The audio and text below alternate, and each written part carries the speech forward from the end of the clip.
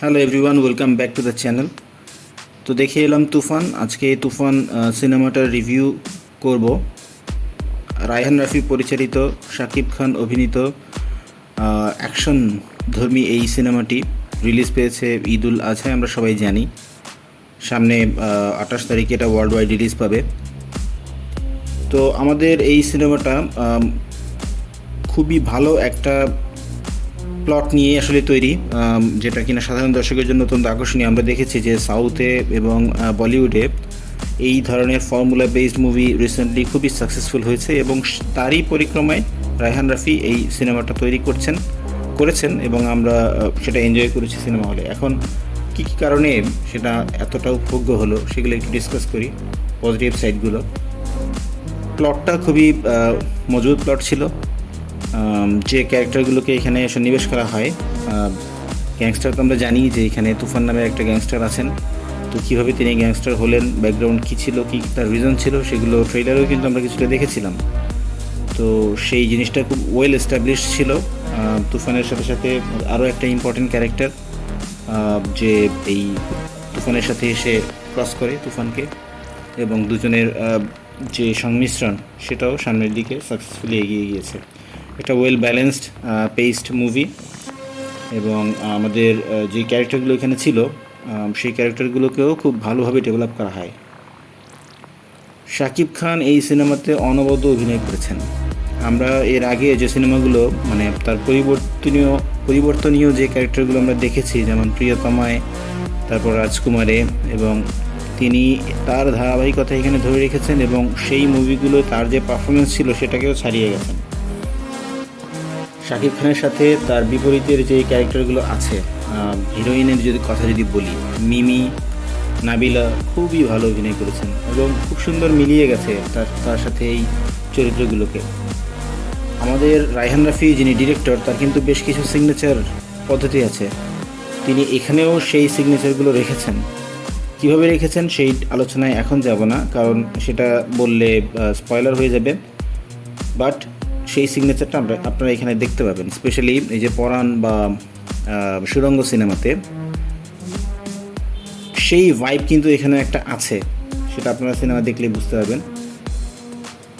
সিনেমাটোগ্রাফির কথা যদি বলি, অসাধারণ, মানে অতুলনীয়। প্রত্যেকটা ফ্রেমই যেন ছবির মতো সুন্দর। যিনি এই কাজটা করেছেন এই সিনেমাতে, তাকে স্পেশাল স্যালুট জানাতেই হবে।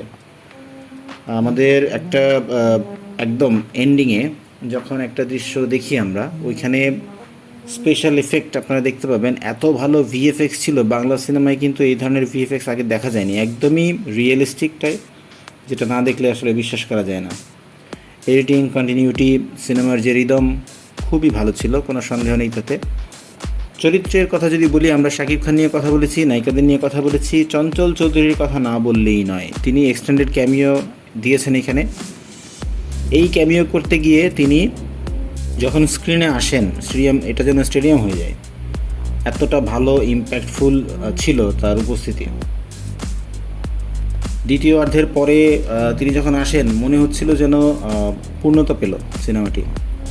তার চারিত্রিক যে বৈশিষ্ট্যগুলো এখানে দেখানো হয়েছে, শেয়ালের মতো ধূর্ত একজন সিআইডি অফিসার, অসাধারণ কাজ তিনি করেছেন।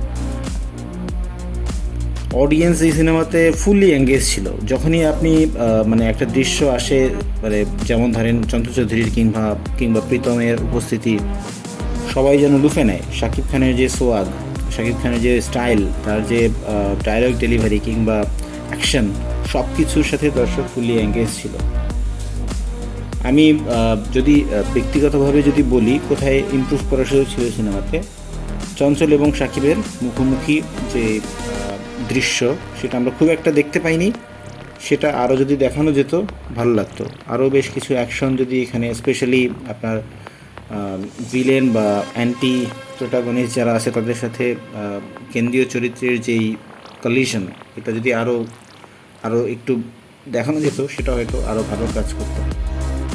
সো ওভারঅল আমি বলবো সিনেমাটা খুবই ভালো ছিল। যেহেতু এটার সেকেন্ড পার্টও আসবে, আমার ধারণা ওখানে আরও ভালো কাজ আমরা দেখতে পাবো।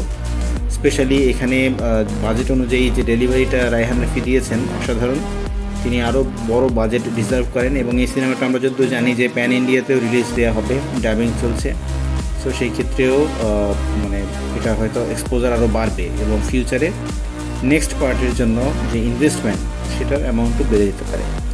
তো আমি ধন্যবাদ দেবো রায়হান রাফিকে এরকম ভালো একটা কাজ আমাদের উপহার দেওয়ার জন্য, এবং আশা করি তিনি তার যে সুনাম সেটা ধরে রাখবেন সামনের মুভিগুলোতেও।